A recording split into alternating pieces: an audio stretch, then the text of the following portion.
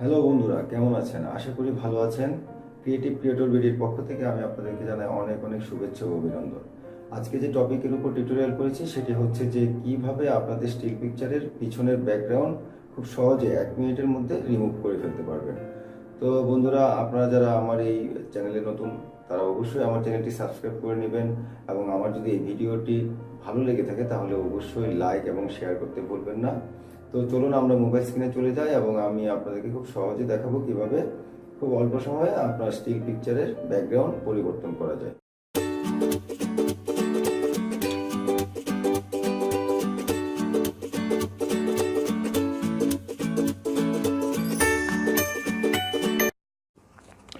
তো বন্ধুরা, আমরা মোবাইল স্ক্রিনে চলে আসলাম। তো প্রথমে যেটা করবেন, আপনাদের যদি মোবাইলে পিকআর্ট যে একটি এডিটর অ্যাপস আছে সেটা যদি ইনস্টল করা থাকে তাহলে তো হবে, আর যদি না থাকে তাহলে প্লে স্টোরে গিয়ে আপনারা পিকআর্ট ফটো এডিটর লিখে আপনারা ইনস্টল করে নিতে পারবেন।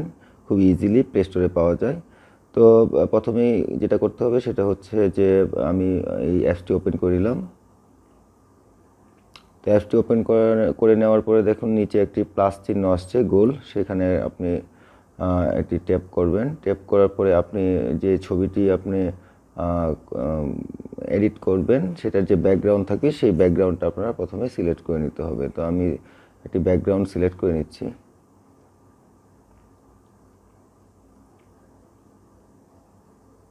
তো দেখুন আমি একটি ব্যাকগ্রাউন্ড সিলেক্ট করে নিই। আমি এই ব্যাকগ্রাউন্ডটি সিলেক্ট করে নিলাম। তারপরে যেটা করতে হবে, আপনারা একদম সরাসরি অ্যাড ফটো, দেখুন নিচে দেওয়া আছে অ্যাড ফটো। তো আপনারা অ্যাড ফটোতে চলে যান। অ্যাড ফটোতে চলে যাওয়ার পরে আপনার যে ছবিটি অ্যাড করবেন বা যে ছবিটি আপনার ব্যাকগ্রাউন্ড রিমুভ করবেন সেই ছবিটি আপনারা সিলেক্ট করে নেবেন। তো আমি এখানে এই ছবিটি সিলেক্ট করে নিলাম এবং উপরে যে অ্যাড বাটন আছে সেখানে আমি ট্যাপ করে দিলাম। দেখুন ছবিটি চলে আসছে। তো এটাকে একটু বড় ছোট করে নেওয়া যাবে। তো আপনারা এই ছবিটি একটু বড় করে নিয়ে এখানে একটা ছবির মাঝখানে একটা ট্যাপ করে দেখুন নিচে একটা অপশান আছে কাট আউট। ভালো করে দেখেন 3 নাম্বার অপশান, নিচে কাট আউট লেখা আছে। তো কাট আউটে আপনারা ক্লিক করার পরে এরকম একটা ইন্টারফেস আসবে। তো নিচে যে বাম পাশে যে ম্যান চিহ্ন দেওয়া সাদা, সেটার মধ্যে আমরা নর্মালি একটা ট্যাপ করে দিব। তো ট্যাপ করে দেওয়ার পরে দেখেন একটা লোডিং হচ্ছে। তো এটা অটোমেটিক সিস্টেমে আপনাকে আপনার যে ছবির ব্যাকগ্রাউন্ড আছে সেটাকে রিমুভ করে দিবে। তো আমার কাজ শেষ। এখন উপরের ডান পাশে সেভ বাটনে ট্যাপ করুন। সেভ বাটনে ট্যাপ করার পরে দেখুন খুব ইজিলি, খুব সুন্দরভাবে এটার ব্যাকগ্রাউন্ড চেঞ্জ হয়ে গেছে। ছবির যে পিছনে ব্যাকগ্রাউন্ড ছিল সেটা সরে গেছে। তো আমরা এটাকে যে কোনো একটা পাশে আপনারা ছোট বড় যে কোনো সাইজ করে এটা সেট করে নিতে পারেন। তো আমি সেট করে নিচ্ছি।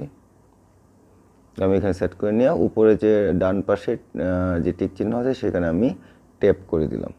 তো ট্যাপ করে দিলাম। তো ট্যাপ করে দেওয়ার পরে ছবিটি সেট হয়ে গেল। এখন নর্মালি আমরা শুধু সেভ করে নেব।